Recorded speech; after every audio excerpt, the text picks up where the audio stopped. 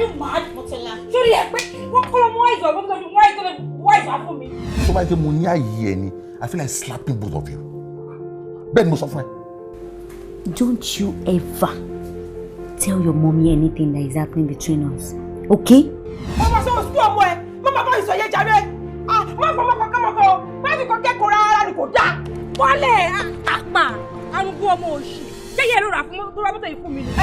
Dada ò lè ja o la bro to sha pra. Ma change e fún iṣẹ́. Kí leleyi? O le. O ti mo le go abi.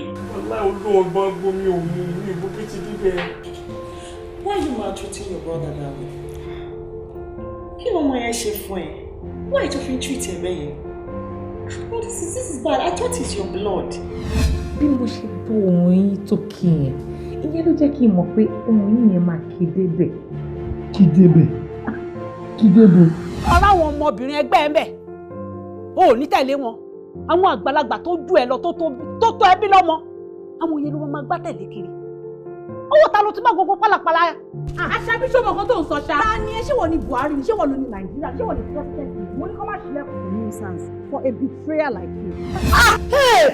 Wáyà ìjọba this girl á sì ní ìwé kó èṣù ìwọ yẹ oyin ìbẹ̀rẹ̀ ìbọn yà rà là lẹ́nu òótọ́ di amúsù. O ò ní kúre fún gbogbo ìjọba kalẹ̀. Bẹ̀rẹ̀ sí jọ fọlẹ́ kàyọ̀ mi àyọ̀ṣẹ́ eku ìyá ẹ̀ máa kúra sí.